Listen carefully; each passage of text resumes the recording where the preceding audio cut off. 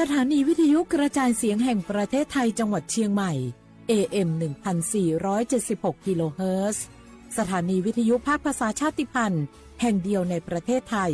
ที่มีความทันสมัยเชื่อถือได้สร้างอัตลักษณ์กลุ่มชาติพันธุ์สู่สากล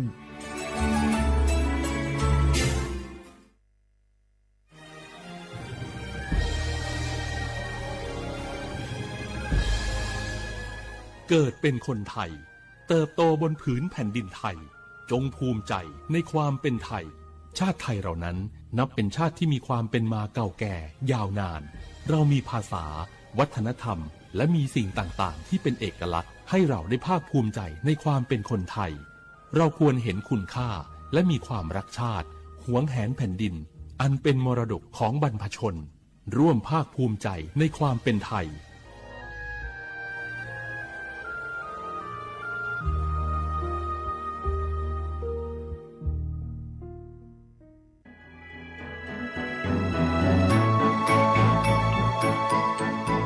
การปกครองระบอบประชาธิปไตยจะมีความมั่นคงก้าวหน้าเพียงใดขึ้นอยู่กับการที่ประชาชนในชาติรู้จักสิทธิเสรีภาพทำหน้าที่ตามความรับผิดชอบและมีคุณธรรมเมื่อมีความคิดเห็นที่แตกต่างเราจึงต้องเรียนรู้และแก้ปัญหาไปด้วยกันด้วยความสามัคคีปรองดองของคนไทยทั้งชาติเพื่อก้าวสู่ประชาธิปไตยที่มั่นคงรู้สิทธิรู้หน้าที่ตามวิถีประชาธิปไตย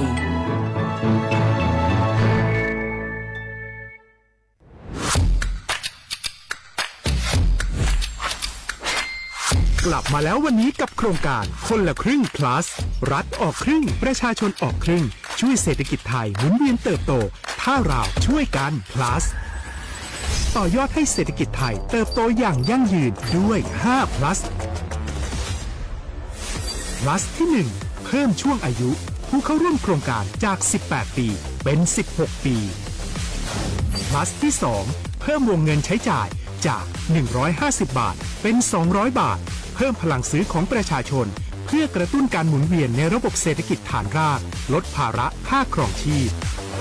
plus ที่ 3 เพิ่มสิทธิพิเศษด้วยการดูแลผู้ที่อยู่ในระบบภาษีให้ได้รับสิทธิพิเศษมากขึ้นเพื่อสร้างแรงจูงใจให้ทุกคนร่วมอยู่ในระบบอย่างโปร่งใส plus ที่ 4 เพิ่มโอกาสให้นิติบุคคลขนาดเล็กเข้าร่วมได้ให้ธุรกิจเติบโตเป็นกำลังสำคัญของเศรษฐกิจไทย plus ที่ 5 เพิ่มทักษะใหม่เพื่อพัฒนาให้ร้านค้านำความรู้ใหม่ๆมาช่วยเพิ่มยอดขายลดต้นทุนเรียนรู้เติบโตและปรับตัวไปกับเทคโนโลยีใหม่เพื่อสร้างเศรษฐกิจที่แข็งแกร่งจากคนละครึ่งสู่คนละครึ่ง plus ไม่ว่าจะสั่งข้าวคนละจานชาเขียวคนละแก้วขนมเค้กคนละชิ้นหรือหลายๆชิ้นก็ใช้ส่วนลดได้ทันทีสูงสุดวันละ200บาทแถมใช้กับฟู้ดเดลิเวอรี่ก็ยังได้สำหรับประชาชนไทยอายุ16ปีเป็นต้นไปสมัครรับสิทธิ์ผ่านแอปพลิเคชันเป๋าตังวันที่ 20-26 ตุลาคม 2568สำหรับร้านค้าที่สนใจร่วมโครงการสมัครได้ผ่านแอปถุงเงินวันที่ 15 ตุลาคมถึง 19 ธันวาคม 2568แล้วเตรียมพร้อมรับลูกค้าจากทั่วประเทศเพราะนี่คือโครงการที่คนไทยทุกคนช่วยกัน plus เพื่อให้เศรษฐกิจไทยโตไปพร้อมกันโครงการคนละครึ่ง plus ดำเนินการภายใต้เป้าหมายที่ชัดเจนของรัฐบาลในความต้องการกระตุ้นเศรษฐกิจลดภาระค่าครองชีพให้ประชาชนและยกระดับศักยภาพผู้ประกอบการไทยให้พร้อมในยุคดิจิทัลโดยยังคงยึดหลักความโปร่งใสตรวจสอบได้และป้องกันการใช้สิทธิที่ผิดวัตถุประสงค์คนละครึ่ง plus เพิ่มพลังเศรษฐกิจไทยพร้อมโตไปด้วยกัน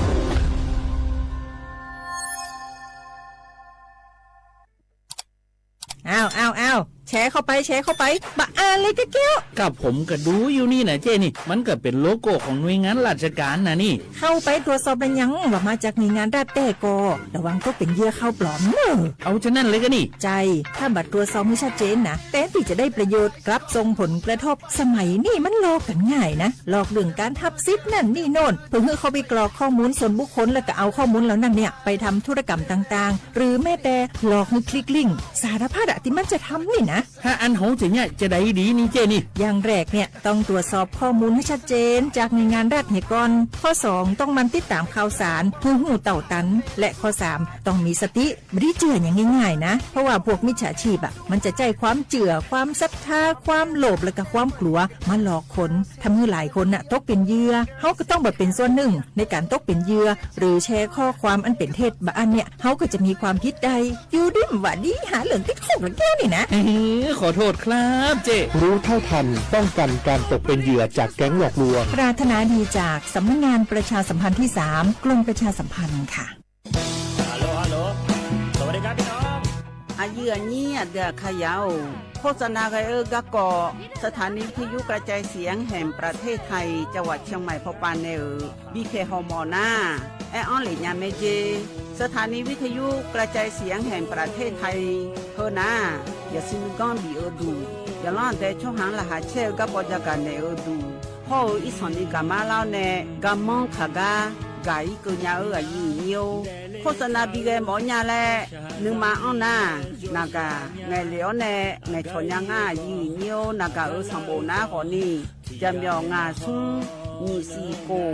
จำยอโปเย่และงาเดใจที่โบนาขอนี่จำยอเวนี่มีโปเย่งาสีเวและงายีเนียวมาเจอเกญาพุกกี้ดูนี่สิข่าวรับสมัครไปทำงานต่างประเทศเห็นว่าจ่ายทั้งค่าตั๋วเครื่องบินให้ที่พักฟรีแถมมีโบนัสตั้ง5 เท่าของเงินเดือนมีเงินส่งให้ที่บ้านสบายเลยแต่เขาขอค่าดำเนินการเป็นแสนใช่ไหมแล้วก็ให้กรอกข้อมูลส่วนตัวแอดไลน์สแกน QR Code ด้วยรู้ได้ไงอ่ะกำลังจะโอนเงินไปพอดีเลยก็ตอนนี้นายหน้าเถื่อนกำลังระบาดหลอกไปทำงานต่างประเทศรายได้ดีมีสวัสดิการเลิศพี่สาวฉันโดนมากับตัวเสียเงินเป็นแสนแทนที่จะได้โกอินเตอร์โหแบบนี้ก็พังหมดสิขอบคุณนะที่เตือนเกือบไปแล้วไหมล่ะเราคิดให้ดีก่อนเชื่อเช็คให้ชัวร์ก่อนแชร์แยกแยะข่าวก่อนตกเป็นเหยื่อไม่เชื่อไม่รีบไม่โอนโดยสำนักประชาสัมพันธ์เขต 3 กรมประชาสัมพันธ์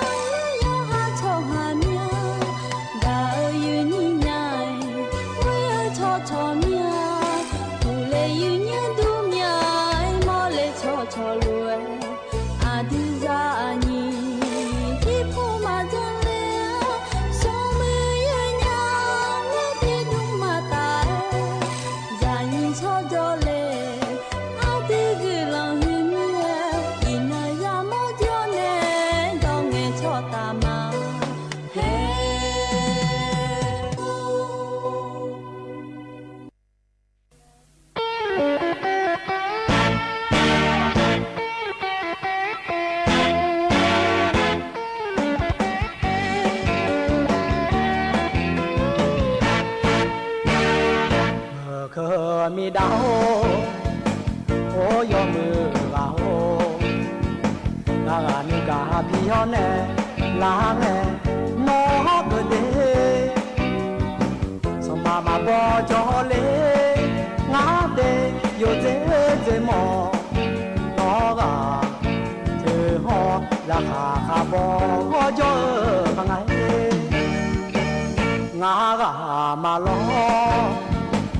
နောင်တဲ့ကနောကမဲလောဇောမဟဲချာညာ他们好儿呢唱呢呀么嘛咯他呀有唱歌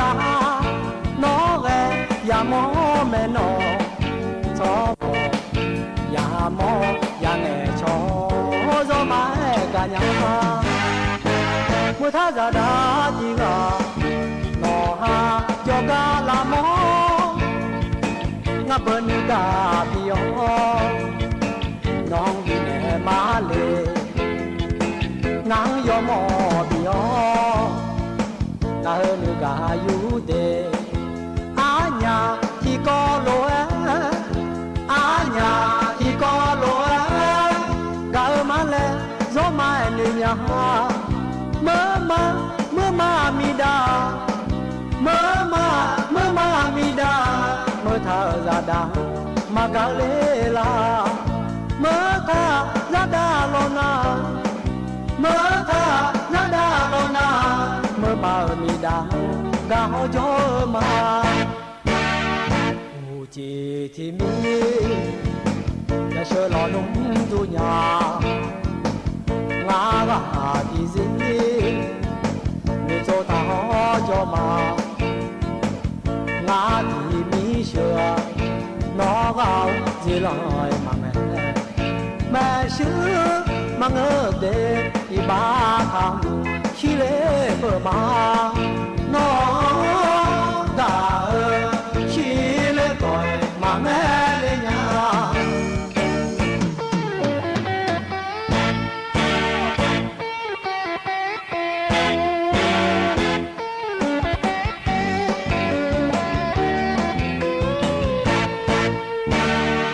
ผู้จีที่มีจะเชื่อหล่อนุ่มดุญางากาที่สิมีโจทาหอจอมางาที่มีเชื่อน้องเอาจีลอยมาแม่ชื่อมังเดอีบาคำขี้เล่เปิดมาน้องกาขี้เล่ก่อยมาแม่เลยญาน้องกาขี้เล่ก่อยมาแม่เลยญา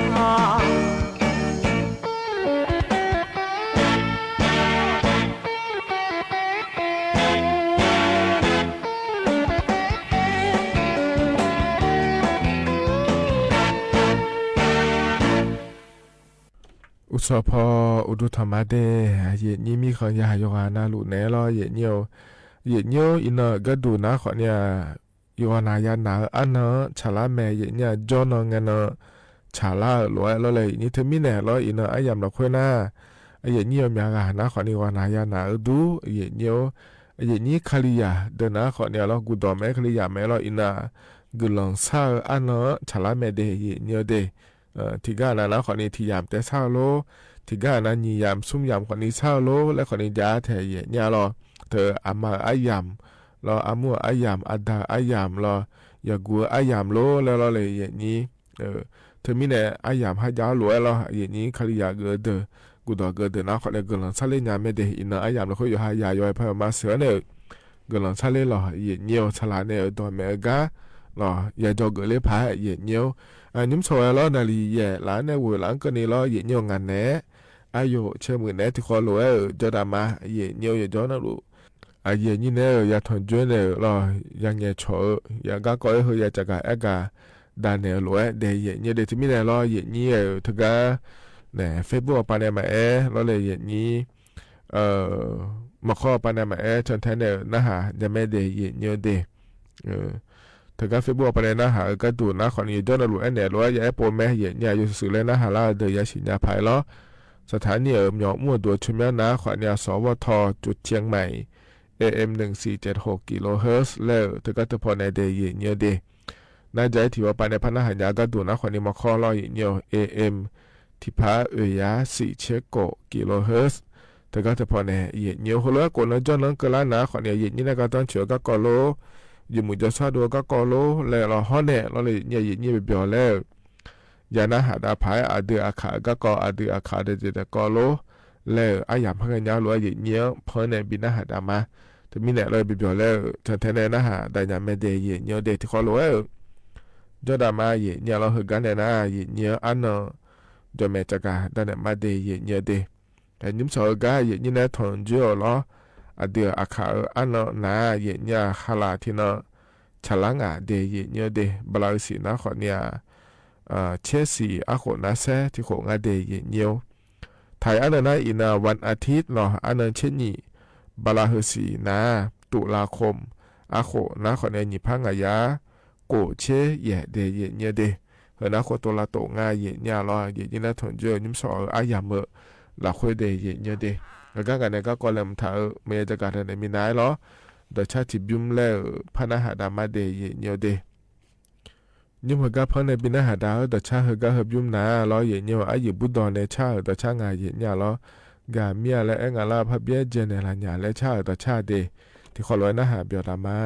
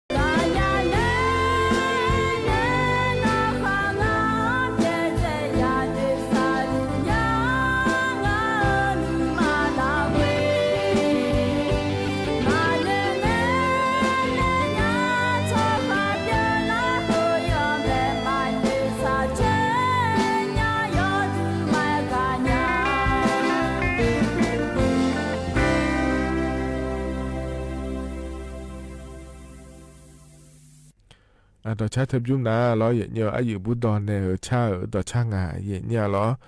กาเมียและเองาลาพะเบียเจเนลัญญาและชาต่อช่างาเดยกานาหลวงพ่อเนบินะหะดากะยะนะหะเปียวตัวเยเนียวอีนอนาล้อเยเนียวจนเจอสีนอล้อจนงนฉลาหลวเยนี่เนกะต้องเฉกะก็อยู่หมู่จะซาดัวกะก็จะกะเอกะได้ในบิสิบิกาญาเดเยเนียวเดโลอยู่มันก็จะอยู่มันก็และก็เงี้ยเราเลยอย่างนี้ยอมยากะล้ออย่างเงี้ยนำมาดองกะโลมาโลเคมาอยู่มือเหมาอย่างเงี้ยนำมาดองเหล้อยอมยาเจเลอย่างงั้นล้อในอย่างนี้แก๊สโซฮอ91แก๊สโซฮอ95ล้อE20แล้วขั้วขอนี้จะแล้วล้ออย่างเงี้ยที่มีในเหตุก็ยุ่งเลยอย่างเงี้ยจากะด้านไหนเนี่ยเดเธอเนี่ยเยอะๆดองยางาโลแล้วรอเย็นเนียวยมยาคนเดียวนอยดอหะเย็นเนียว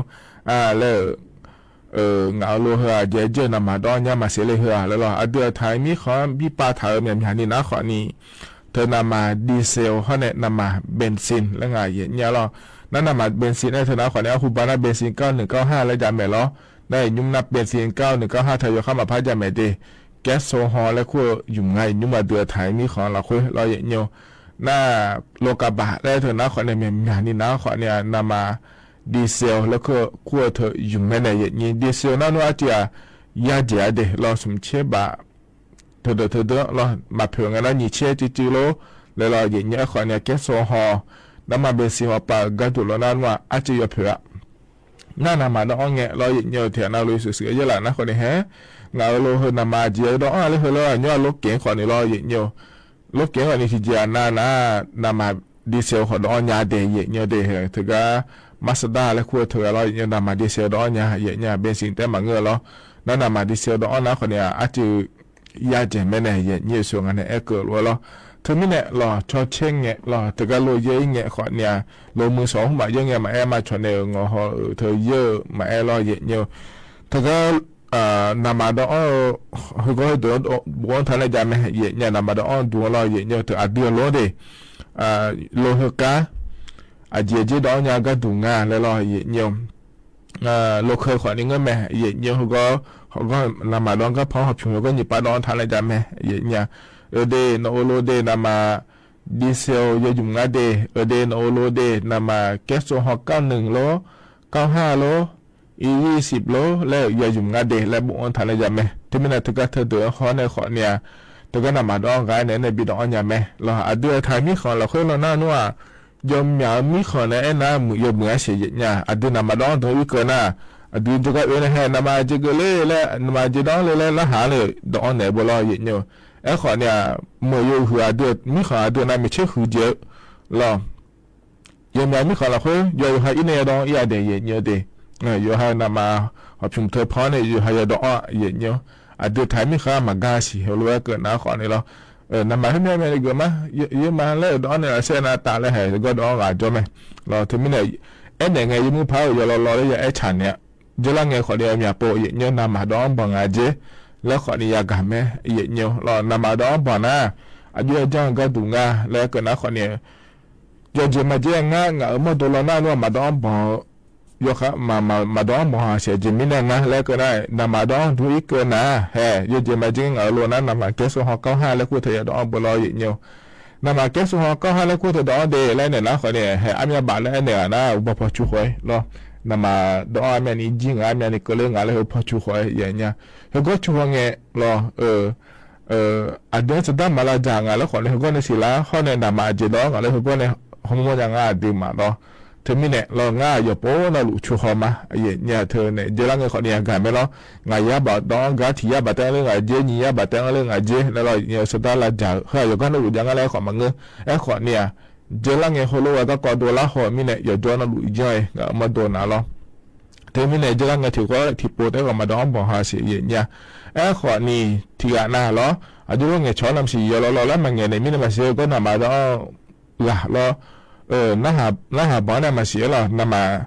แก๊สโซฮอได้ดอกกันนำมาเบสินดอกเนี่ยเยอะๆส่วนก็มาแล้วรถเก๋งที่ก้านะเราเยอะๆเธอนำมาดีเซลแล้วคู่เธอดอกอย่างอ่ะเยอะๆเราเธอมีในเหตุดอกบ้านเนี่ยเรานำมาดอกเดินน้าคนนี้มีอย่างนี้นะรถเก๋งนะ เธอแกสุฮอยาดอแม่เบเสียดอแม่ละแต่สิญญามีเนี่ยรอเนี่ยเธอไม่น่าดูมาจมุนเมื่อยรอแม่เนี่ยนะขอเลยมาขอนี่ดอบบ่ยังอ่ะไม่ได้ยอรออันงารออย่ามาเลยรอเนี่ยเจมาเจเงี้ยนำมาดอบังอาเจเลยอยู่หามอนะรอเนี่ยมองเงี้ยเดียเนี่ยเดียที่จะทำยังเจเนี่ยโลกตรงนี้ถ้าอยู่ได้เดียแล้วชัวร์ก็งั้นแท้รอนำมาอยู่สุดพาเจเลยดอพาเจมันก็ได้นำมาเดี๋ยวนี้นำมาดองจีเนี่ยเราเนี่ยโลเยอะเดี๋ยวเนี่ยอีเงี้ยเฮ้ยโลเดี๋ยวนี้คือให้จอยสองอย่างนำมาที่เจมิเนี่ยมายุ่งยากเดี๋ยวเนี่ยเดี๋ยวนำมาแล้วก็เราหัวไปอยู่ท้อเลยหัวที่เจงั้นนำมาเราคุยเราเนี่ยทีนี้เนี่ยคือให้มายุ่งยากนี่เป็นยังไงจอยยังไงเนี่ยเราเนี่ยนะก่อนเนี่ยนำมาที่เจดองเดี๋ยวน่าจะเจมาเจเนี่ยเราเนี่ยโลเคแม่นำมาดีเบนซินแก๊สโซฮอลและขั้วทุ่งเงี้ยส่วนงั้นก็มาแล้วแก๊สโซฮอล91และขั้วขอนิยา95และขั้วขอนิยาE20และขั้วขอนิยา100เนี่ยเฮก็ให้พอเรานั่นว่าดอกเนี่ยเมโลพาดอกเนี่ยเมโลและก็นะขอเนี่ยมันนี่นะดอกเนี่ยเมเจเนี่ยเจมาเจเนี่ยอยู่ฮาโลเคเธอ91ดอกเจแล้วก็นะให้นำมาดอกด้วยเงี้ย91เธอมาจังอะไร95แล้วแก๊สโซฮอล95แต่จังอะไรดอนยังไม่ละและน่าหานะคนเนี่ยมาเนี่ยน่าดอนยังไม่ดีแล้วตัวก็ง่ายถึงเนี่ยขอนี่เราเนี่ยเฮ้ยบ่ช่วงนั้นก็เรานำมาหับชุมนุมญี่ปุ่นบัวทันยังฮัลโหลเฮกันนะแกสุฮอก95ดอนเดย์20ดอนเดย์แล้วเราเนี่ยเฮ้ยก็บัวท้าเลยดอนเนี่ยน่ามือเจ้าเจ้เนี่ยจะมีนั่งอะไรก็นั่งยมาเคยจุดเลยฮัลโหลเฮ้ยหัวกาดูเดย์เลยจุดเลยมีเนี่ยเราเนี่ยที่มีเนี่ยเราแก๊สโซฮอล95บิดอนะ95แต่ดอ20ดอนะขอเนี่ย20ดอแล้วรอเนี่ยฮัลโหลดอนะมือเจขอเนี่ยช่วงนั้นก็มาที่ปัวนาโลละเนี่ยนำมาจิงาเลยแล้วเนี่ยก็เดินก็มาดอนะขอนี่พายังงาแล้วรอพายังงาพาลายังงาเลยให้พาอีกเนี่ยแล้วเดี๋ยวโล91ดอ95มันมายังงาเจแล้วก็มันนี่นะดอนเนี่ยไม่รู้เลยนะขอเนี่ยดอนเนี่ยไม่ดีเลยเนี่ยงานในอย่างนี้ขอนี่อย่าป่วยรอนำมาดอนตัวเนี่ยจะได้รู้จักนะอย่าให้โลละคุยอย่าให้โลละพิมพ์บัวท้ารู้ว่าดอนเดี๋ยวงานนะนำมาดอนเนี่ยที่อันนั้นเนี่ยดอนให้นำมาอยู่บิจิเนี่ยมึงนะมาดอนเนี่ยพอเลยเฮ้ยจะมาเจอจอนเรา91อยู่ลุงแล้วก็ให้ดอนพักหมอนยาเลยแล้ว20เธอดอนพักหมอนยาเลยนะเดี๋ยวก็นำมาคือละคุยเฮ้ยแล้วนำมาจะไม่บินจีนมันน่ะมาดอนยาโลแล้วนะขอแล้วมาเนี่ยนะจะมังงาเดแล้วทุเรศก็งาเธอเนี่ยมาจีขอนี่ดอนยาไม่เดแล้วทุเรศก็งาเนี่ยอย่างนี้เราเธอไม่เนี่ยเฮนะขอนี่นำมาก็เกาะเรายมยาขอเนี่ยเฮก็โลแม่โลเคแม่ยุ่มลัวไม่เนี่ยเยอะแล้วอย่ายุ่มไม่เนี่ยเราอย่างนี้ที่อันน่ะเนี่ยดอกล้อเลยอย่างนี้เธอเนี่ยอีหลังเนี่ยนำมาดองดูมาจากเดี๋ยวหาเนี่ยอยู่ตรงนั้นดองเดินมาจากไม่เนี่ยอยู่จีอ๋อเนี่ยมาเสียเลยหัวแล้วเนี่ยดอกละคุยรวยล้ออย่างเงี้ยดองยังไงเดี๋ยวแล้วจะกันกันแต่นั้นเนี่ยบีกามานั่นเหรอการที่เจอจะกันตอนเราเนี่ยเงี้ยเรายอมยากนะคนในที่จ้อยเราโลเคมโลมเยอะละนะคนในที่บีบนี่ที่จ้อยมาดองเขาเดี๋ยวคนนี้จ้อยเงี้ยนำมาทางแล้วก็เราอายุเขาฮอตเตอร์บอกเกอร์เฮเลยก็นำมาดองดูเราเงี้ยมานี่นะยังขายที่ปนนำมาที่บีบนี่ดองเธอยอมมือเจเงี้ยล้อยอมมือก็ดูงั้นเลยแล้วก็นะขอเนี่ยนำมาที่บีบนี่ดองนะนำมาฮอตเตอร์เฮเราเงี้ยถ่ายเฮเราเงี้ยสมคอมาขอเลียเดแล้วทุกงานที่เงี้ยขอเนี่ยเมียขอเนี่ยที่ยาโลนี่ยาโลแล้วเราโลมาเราโลเคมาเราทุโลแต่ดอนในที่จอมาดอนเบียนะเฮหัวนะนัวจือยังงาเดแล้วตัวก็งานที่เงี้ยเราเธอเนี่ยสมขอเล่นยังงาเดแล้วเราเนี่ยเธอมีเนี่ยกันยันนะขอเนี่ยยังใครที่โปะล้อตามมาเธอดอนเบียยุ่มเดโลแม่โลเคแม่เดแล้วตัวจะกะงาเดเนี่ยเดอันนั้นใจที่ก็ดูเนี่ยเฮนะล้อเนี่ยยมยาโปยจะกะได้เนี่ยละล้อเธอก็ยังมาแกล้อโครงการคนละครึ่ง plus และกลัวเธอยายุ่มเพลดูไม่เดเนี่ยเดแต่ก็บริไม่เลยเดมีอ่อนเดนะขอเนี่ยอันนั้นเช่นงานเนี่ยตาปะบลาเสียจนไม่บิดอ่อนเนี่ยยุ่มก็ดูนะขอเนี่ยรอยุ่มเดนะรอเนี่ยนี่เชื่อเนี่ยนี่เชื่อกูองเกินนี่รอเลยนี่ยุ่มอีเนาชมยาดองอีเนายามชาลาเนี่ยนี่เชื่อกูเงินเนาะอันดับเบดาเนาะยายุ่มง่ายเนี่ยรอถึงมีเนี่ยรอเธอ เฮก็จะกะเอกาดังลองหมอเฮนาลออะก็เจเยญาก็ดุงาอะก็เจมาเยญาก็ดุงาและที่ปอพะจะกะเอกาปอเนญาเดเยญาก็ดุนะขอเนเนาะเยเนียวมยอโลเจเนาะอยู่ฮะมึงจะขอต่อปาแม่ลอเธออย่าเจนะโลเยญางาเยญาลอน่าจะต่อเจอีจุลอเยญาฉกเครื่องดื่มในคงว่าแต่อีจุแล้วก็น่าเยเมียเจขอเนี่ยยีบาหูมาเงเจแอลกอฮอล์หูมาเงเจยาหอมาเงเดแล้วงาเถเนี่ยเฮเดนะมาบีเยเนี่ยเจเยเนี่ยนั่นมาเยเนี่ยเธอแต่มาเงรอเยเนี่ยสลากกินแบ่งรัฐบาลรอโหยเธอขอเนี่ยมาบีเยเนี่ยเจเดเยเนี่ยเดแล้วมีในเฮนะขอเนี่ยมาเยเนี่ยเจนะเยเนี่ยเจเจพะยังเสียก็นะเฮปวนาเลยเนี่ยจังหวะเนี่ยละก็ดูบิลเนี่ยละก็ดูนะงานบริการนะก็ว่าแต่เราอาชเนี่ยเดือบิจังเนี่ยละเจอาชเนี่ยเดือบิจังเนี่ยละเจยาก็ดูงามโดนเนี่ยโชก็ดูโลแล้วเราเนี่ยอาชเนี่ยเดือบิจังเนี่ยละรอมโดนเนี่ยโชรอเราสาวหุ่มมาเจออาชสปาแล้วคู่คนนี้จะได้เฮถึงก็มโดนเนี่ยโชก็ดูแม่เนี่ยขอยืมมาเจยะสปาแล้วเกินเราเนี่ยนั่นเธอแต่มาเงอะรอเนี่ยจะค่อนแถวเจรอจะค่อนแถวคนนี้เนี่ยเธอมีเนี่ยเฮก็ปนเดืออาคาคนนี้มีจ่อมาเสียเราจะค่อนแถวเจพออาลีมาอาบูมารอเนี่ยมโดนเนี่ยโชเยพอเท้ารอนะคนนี้เฮปัวอันนั้นเชื่องานเกินละเงี้ยรอเนี่ยชมยอดอนยังไงเดงาก็คนนี้พอมางาก็คนนี้รัฐบาลโครงการเนี่ยเลยทำมาเนี่ยไม่ดีแล้วรอเนี่ยเดินเนี่ยแม่เนี่ยรอนะอันนั้นชื่อว่าเงินเกินละนะเบอร์เดมียนทารออยู่ฮะจะค่อนแถมีสินิป้าเฮงาก็จะค่อนแถดูนะรอรัฐบาลปนเธอก็จ้องถาก็เลยทำมาเดจะค่อนแถเลยเนี่ยไม่ดีแล้วรอเนี่ยบทฐานเนี่ยชอบบีมอนยาผารอนั่นเธอแต่มาเงือรอย้อนยาหยุ่มยาที่เจนะขอเนี่ยเธอขนส่งสาธารณะและคงอาศัยเนี่ยรถไฟหุ่มมาเจียรถเมล์หุ่มมาเจียรแล้วรอเกก้ามาขารัฐบาลปนเนี่ยเลยถานะรอหยุ่มยาไม่ดีเนี่ยดีขอเนี่ยรอเนี่ยหยุ่มเงี้ยนะรอที่นั่นเนี่ยแบบมาเจอินี่บีหยุ่มเหอะรอเฮมาจะชิญงาข้อเนี่ยรอเสด็จเนี่ยมาบีพันยาเจเนี่ยโยเจมาเจเงี้ยรอและมีอันดูเนี่ยชอเนี่ยเหงามีเยอะเกินเนี่ยเราเนี่ยงานเสด็จบินเนี่ยละเซ่แล้วเรามีมาเกินนี่เราเนี่ยมีมาเกินนี่เสด็จแต่เกิดคนเรามาจังเนี่ยเจเดย์เนี่ยเดคนเราจังนะบางเจเนี่ยมอนะขอเนี่ยอยู่บางเจเดย์ตัวเนี่ยงานเนี่ยอยู่กันนะเราคนเรามาจังให้ผ่าล้อรัฐบาลปนโครงการหุ่นจันโดเลยก็ดูนะขอนี่มาไม่นี่เนี่ยชาวบ้านก็ดูเดลจังเราดูหลายมีเนี่ยมีบีเยอยู่มันก็ดูเดลจังโดเลยมีเนี่ยเธอมีเนี่ยเนี่ยรัวเจแต่เยอะเนี่ยยุ่มเดย์เยอะเดเฮก็นาเนี่ยต่อชาติบิมแล้วพนักหาดามาเนี่ยรอยาพีแล้วงะเดย์เนี่ยเดเฮนะขอเนี่ยอโดอะคอนเนี่ยชาต่อช่างงะเนี่ยรอที่ขอร้อยนะหาบยอดามา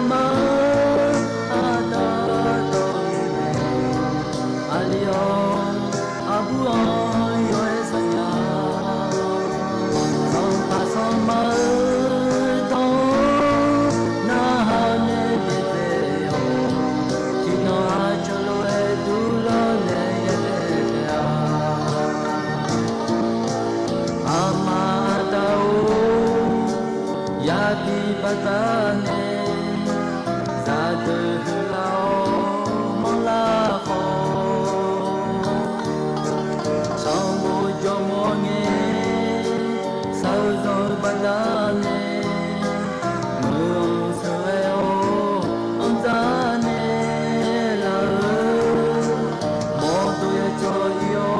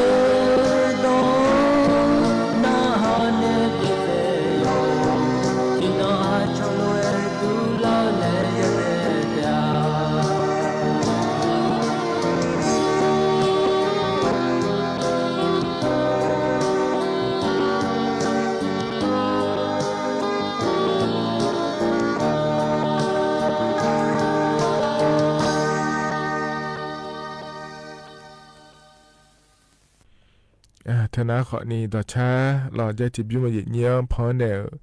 บินาหาดาหล่อยานาหาเบียวดูเดเย็นเยี่ยวเดเย็นเยี่ยวแห่กันเนี่ยนะหล่อเย็นเยี่ยวอาโหมดโดหล่อกาเมียวเมื่อกายาหนาวเนี่ยยุ่งนะกดชิบลามิเนียนาเมเดอายุเทซ่ายอมยาการเนเกอขอนี่โจด้วยเย็นเยี่ยวจะมีอายุในก็กอจังถ่ายอามาดังเงี้ยดังเถก็เกาะเล่อายุในจังถ่ายไม่เดผมเพิ่นในบินาหาดามาเย็นเนี่ยหรอที่ขอร้อยนะหาดามาnhiều các côดูนะขอนี่เธอไปซื้อแล้วน่าเดือดขยะไปซื้อแล้วน่าขอนี่ไปซื้อแล้วหนูบุรอยnhiềuจอพระแล้วงาแถแม่พระแล้วน่าขอนี่ก็ดึงมามือช่อหาพ่อพระแล้วน่าขอนี่ก็ดึงมามือช่อหางโนเบื่ออยู่นี่เธอไม่แน่พระแล้วน่าไปซื้อเองอ่ะน่าเดือดขยะน่ายุ่งพระแล้วพระเนี่ยน่าขอนี่ไปซื้อแล้วหนูเบื่ออยู่นี่พ่อพระแม่พระแล้วนะคนนี้อยู่จิมันนายไงแต่อยู่หาในอีสอนนี่อยู่หาอีสอนนี่มือเนี่ยเราช่วยอีสอนมือดูโลอยู่หามาดาโลแล้วขอเอ็นยังไงเนี่ยเธอไม่เนี่ยก็ก่อนยุ่งงานจากกันเนี่ยก่อนนะคนนี้เธอยังมีบุตรไปซื้อตัดไตเธอวันนี้จะขึ้นเฉยดูมือตัดไตเธอก็รออยู่เนี่ยอามังจากนี่ทางก็กองงานอยู่เนี่ยก็ดูน่ารออยู่เนี่ยเธอยังมีบุตรจะเจีเนี่ยอยู่สอนนะลูกเขาตาเลี้ยลอยอยู่เขาตาหน้าขอนี่เธอเขาตาเธออยู่ดื้อมันจังมือปัดตัวกันเถอะวันนี้จังดื้อมันจังคืออยู่มือพลาชาละมือเราจะเชียวอยู่มือพลาสาหิวงานเนี่ยยี่ไปซื้ออายุเกอหลังเขาตาเองก็อยู่สอนนะลูกตาเลี้ยจีอายุไว้ไปซื้อนึกมันนึกเกิดดับมือเธอลอยอยู่ยศนาลูยนนาลูรู้จังจีอย่างก็เนี่ยนะคนนี้เขาตากันนะคนนี้ไปซื้อดอกโทกันนะหางานร้อนนะหาหมอไงนาก็เนี่ยนะไปซื้อเถื่อนเนี่ยไงชอไปซื้อหืจีจากกันเนี่ยนะหาแล้วอะไรตัวจ้องอยู่นาลูนาก็เนี่ยนะคนนี้เธอยนนาลูก็มึงอะไรนะคนนี้เธอที่นอนนะจีเนี่ยไปซื้อโยหตาลานาเราไปซื้อโยกมาพูดละชงเจก็ขอตาไปซื้อโยกขอตาลานาขอนี้เธอใจไปซื้อที่ไปซื้ออีโยกอังเลจีอังเลนายุสอก็ไม่อยากจะเกินเนี่ยเธอเราไปซื้อเธอยุ่งโจเราไปซื้อโยอยู่ที่ยุ่งโจไปซื้ออีโยกเธอโยกไปซื้อที่พระเวเนี่ยไปซื้ออีเธออังเลงอะแต่เลเธอนาขอนี้ยังมีบุตรกันน้องหัวตาเลมีชุดดูมือนี่จังคือหัวตาเลเหือน้องยังมือพังไอชอเหือหน้าแล้วตัวโลจีนึกมาไอยดูโยทีกาแล้วนึกมาไอนึกมานึกเจมันนึกมานึกสูชหาแล้วรอยี่เนียวอามาที่มาแต่เจล่าจะมาบิจามบิดอนี่ยศสายยังชั่วรู้ไงมาไอดอมเทนี่ป้าอีกคนน่ะปาชุธาเนี่ยจ่อเจเลยชอยู่หาพวงจ่อเดือตัวเนี่ยละญาเลยไปซื้ออยู่เธออันตัวเนี่ยเลยงาเจเนี่ยน่าไปซื้อเธออะไรอยู่เธออะไรที่ปอยนี่น่าบอกกันเลยกันมาดูนี่น่าหาไม่เจน่าหาหน้าคนนี้มากะที่เจมากะเกอเนี่ยละโหโลจงอ่ะละเธอก็ไปซื้อเธอเนี่ยอีคนนี้น่าไปซื้อเธออะไรพระเจเธออายุมันเนี่ยตรงเงินชงไงยมือพามาเงี้ยเจเลยหรออายุยาห้อยอายุเพยอายุก็ดูน้าคนนี้ยุ่งจะโตมันเยอะจ้วเนี่ยสมือรู้ที่จริงมาสามัยอย่างนี้ก็จ้าเลยหรออันน่ะอายุมันเงี้ยน้าคนนี้โตมามือเงี้ยกูเนี่ยเฮ้ยเงี้ยห้องเนี่ยนนเนล่าเนี่ยก็จ้าเนี่ยไปซื้อโยล่าเนี่ยนนเนเงี้ยล่าก็มาดูอะไรหรอนอกจากก็จ้าน้าคนนี้ที่จริงเลยบ้าอายุมันเนี่ยจ้าก็ที่จริงและเดือขยานาเจล่ะและอะไรที่เจที่พิองโคโลดูหรือรอเนี่ยชนหน้ามือไปล้างมือแรงอะแต่เธอนางก็ในน้าคนนี้เธออีกเขามีสีบอกไปมาบีนี่อะไรมาบีชงเลยเจเลยหรอเขามีสีบอกไปมาบีชงเลยอันน่ะอายุมาเธอน้าคนนี้อีสนี้หมอยเนี่ยนู่ขอยกมาบอกอันน่ะนู่ขอยกมันทำมือนี้เปียกงานแล้วนู่ยกมาบอกนี่แล้วเธอมีเนี่ย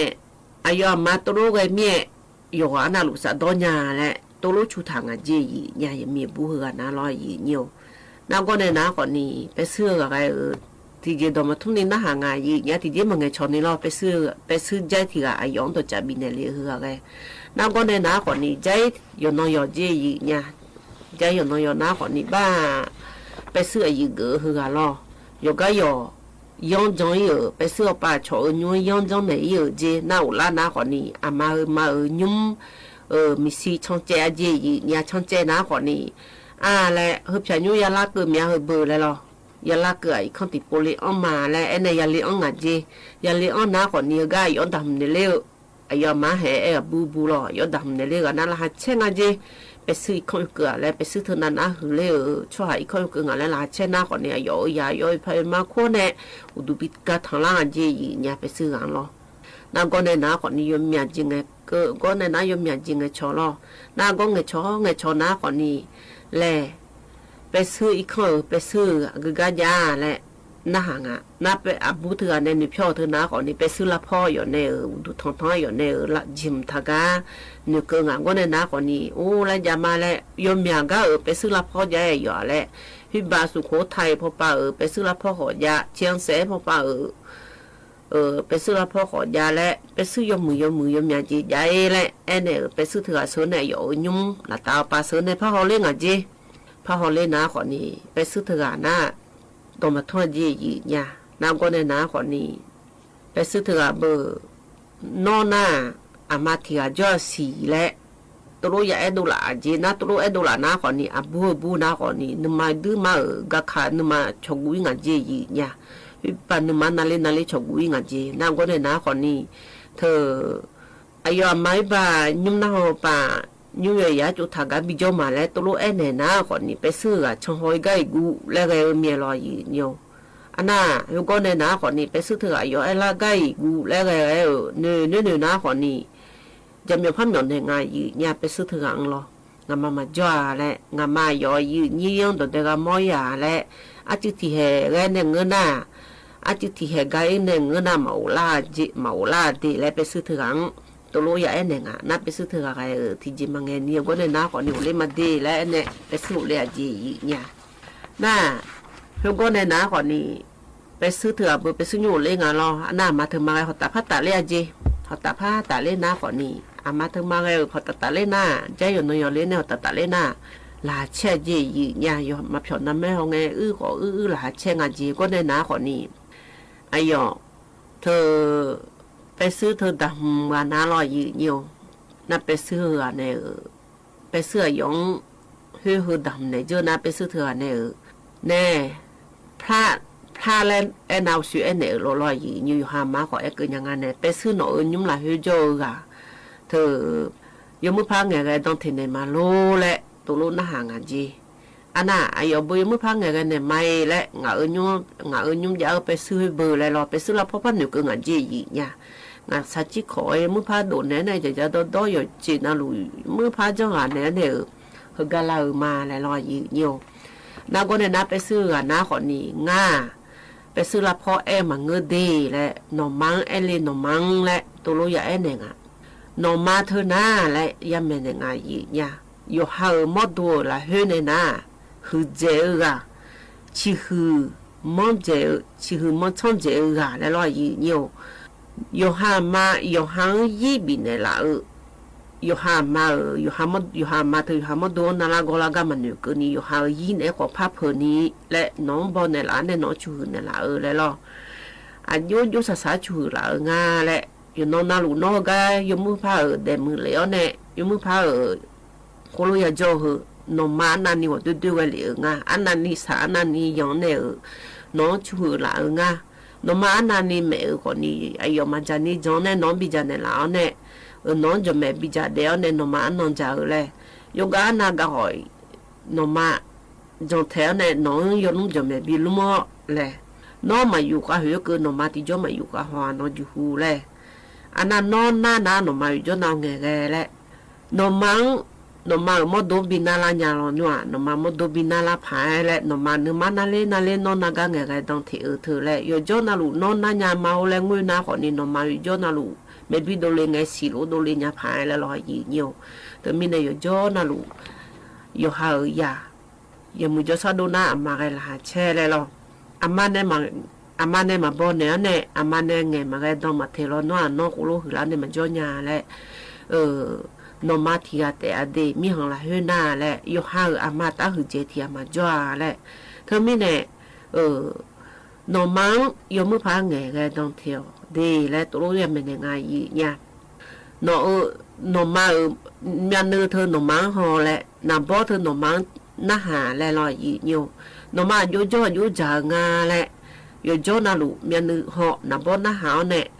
แม่ละน้าบิจาน่าละน้าไงก็ต้องเที่ยวเนี่ยนึกทับบิสาและลอยอีเนี่ยโยหังบ่คือแล้วเนี่ยบ่โดนในชูแล้วเธอสาไงละขอยมยองาแหละเธอมีเนี่ยถ้าพาบิสาและน้าไงจ่ออยู่มือพาไงก็ต้องเที่ยวเนี่ยแม่ละไงจ่ออยู่มือพาบิจาบิดอเดดีและนมาที่แต่เพจเนี่ยถ้าบิจ่อและนมาที่จ่อแต่ไงยัวและล่ะตัวรู้อย่าเอ็นไงจีน่าตัวน่าคนนี้นมังยุ่งยติแล้วก็กายสุยน้องก็จุดฐานเนี่ยจุดฐานก็บิจ่อถ้าบิสาและล่ะถ้าบิจงและล่ะว่าสักการแนวและวันนี้มือพาจังคือนมังบิจาเดเลยไปซื้อนมยามาเองเนี่ยชอบพลาดในบ้านแรงอย่างเงี้ยไปซื้ออีกคนโจหือกันนะไปซื้อยุ่งมันโจน้ำไปซื้อยุ่งโจไปซื้อน้ำมาเชื่อหือเจและหนึ่งและยามังรอยยี่เนียวน้อยอยู่โจน่ะลูกอายอง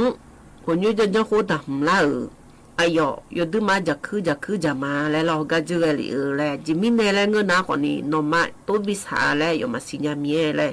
เอ็นว่านมาตัวโจในบิสาแล้วนมาเฮียแล้วนมาบิจันบิดอเดนี่ย้อนตัวดำละเธอเอ็นว่าอยู่มาพาจากอันยามีอะไรที่ป้อมาพามีอันยามีอะไรดชนี่เอ็นเนี่ยแล้วตัวรู้อย่าเอ็นเนี่ยเนี่ยจิมินเนี่ยเงินหน้าคนนี้นยุ่งละเฮจไปซื้อเธอคือเจมเลยง่าไปซื้อยุ่งโจเถอะหนออีกข้างละเฮโจไปซื้ออยู่หูมาจ่อยาเลยหรอเจนน้องได้มาเงินหน้าเลยเธอมีเนี่ยนมังบิจาบิดอเดลเนี่ยอยู่ก็จะเดดอเดลเฮนมังจะไม่บิจากันในห้องเนี่ยไปซื้อยุ่งดำลาเลยอากูก็ดำมีคนนี้แล้วรอยยีเนียวอินว่านมาตัวบิสาเนี่ยยอดำเร็วกว่ายอมพระจังอันยามีอะไรตัวรู้เอ็นเนี่ยเจยีเนี่ยเธอมีเนี่ยยีนี้อันเดียขยะอยู่ว่านั่นลูกเอ็นเนี่ยคือหน้าคนนี้บูไปซื้อในยามในหน้าคนนี้ที่จริงมาเอ็นเจยีเนี่ยสักส่วนนี้นึกฐานเนี่ยไม่บิดเลยลอยยีเนียวน้ำก็เนี่ยน้าไปซื้อเธออย่าเอ็นเนี่ยแต่อยู่หาไม้มือพังไงกันต้องเทแลอันน่ะสู้อยู่ว่านั่นลูกแล้วตัวรู้ยังไงแต่เธออยู่หามังอยู่มือพังไงกันต้องเทมาโลเลยล่ะที่เดือนน่ะอยู่หามาดันจงไงอยู่หามาดังมันอยู่เกินงานเจยีเนี่ยน่าอยู่หามาน่ะอันดังอยู่มือพังที่น้องโคโลโอ้ยและมาอุดาเล่นอยู่เกินละไงมาดังมันจนนี่สิบเดียวเนี่ยอายามเจอซ้อนเนี่ยอยู่หามาดังอยู่มือพังไงมาก็ต้องมายัดเทนเนี่ยเธออยู่มีจ่อจีเธอไม่แน่อยู่ว่านั่นรู้แล้วตัวเองแต่อยู่หามาเธอแล้วอยู่ดูมาหือเถียแม่แล้วช้อนน่ะหืออันนั้นมือแล้วอันนั้นมีหม้อแล้วคนนี้อยู่หามารู้หือหม้อเถียมันจ่อแล้วลอยยืนอยู่แต่นะเอาหัวเนี่ยจังถาแล้วอย่างนี้มีคนเนี่ยเอาหัวเนี่ยเกิดพาเลแล้วลอยเนี่ยหัวเทศกาลมาพาเลแล้ว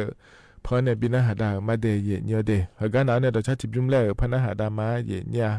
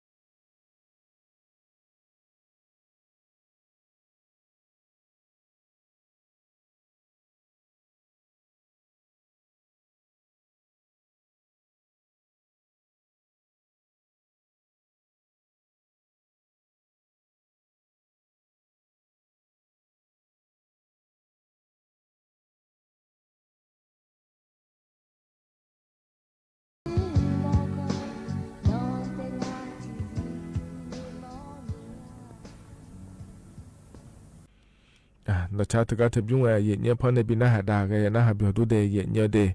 เยเนี่ยฮกันนะอย่ามาติดจะละเหรอเลยเยนี่อายชากาแล้วพอในบินาหาดามาเยเนี่ยหรอ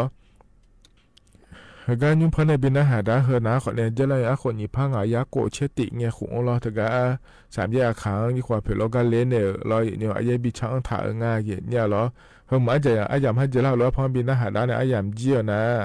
ว่าอีมาเดยอนาลูยังมุจะซาโดละคุยจะดาลอเยเนี่ยอาคารจีนาลีเวลาในเชลังกันนี้ที่ขอหลวงและพัฒนจุฬามาเดว่าอีมาเดอุดูธรรมะอินาดูนะวัดที่เชเวลา4 อากุญพังยาตาโกเชโหทก3 แยกอาคังยาคุจะนี่น้องๆเลยกาลาจูอายุจุ่มยังอยู่คุยเลยบูโดอาจีไม่น้องมือโปไม้มาโปมาอายุบูโดเลยมามัวขันจ้ะมามัวขันจ้ะแม่สลอนนายไหมล่ะแม่สลอนนายเพื่อแม่ฟ้าหลวงจังหวัดเชียงรายหรออีน่าก็ทุลาเนี่ยลาเจอเหรออะดูมากลาคือเมีย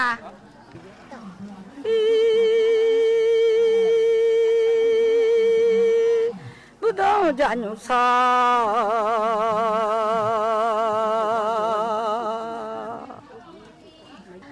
อีน่าชมลากาหนุสาที่เจีย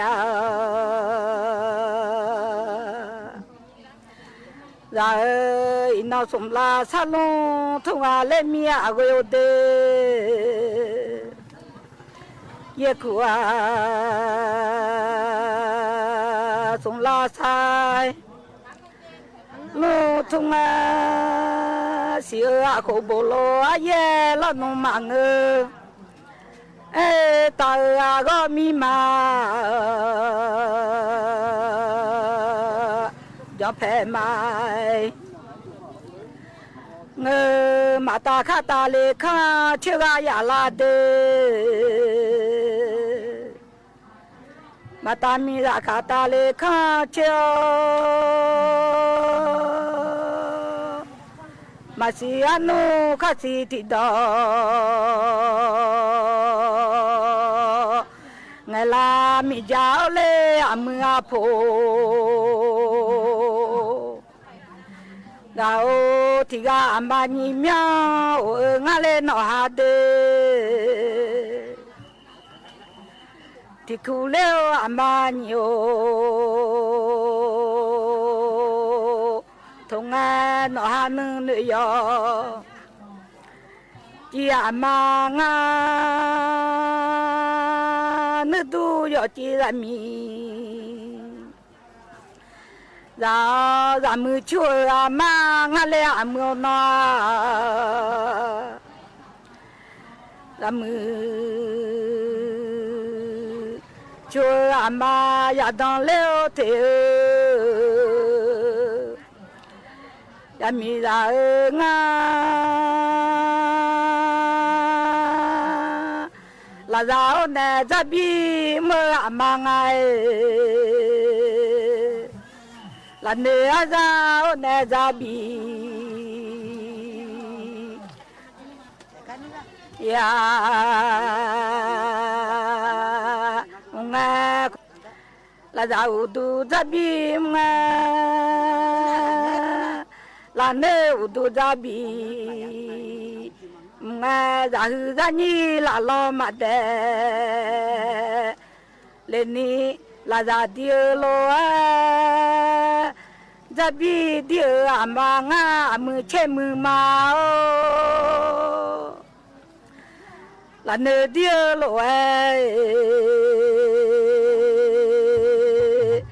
จะบีดีกะหูขากะนูจังนอฮาเดดามาขายานูจาอยู่ทุมาเยขานอซายังไงอยู่ทุยาพามาโซนินูมากังเลอานอดามามาแม่ละมีมาซีขอทรงพระกรุณาโปรดเกล้าโปรดกระหม่อมพระราชทานผ้าพระกฐินตามที่กรมประชาสัมพันธ์ขอพระราชทานไปทอดถวายยังวัดพระสิงห์จังหวัดเชียงรายในวัน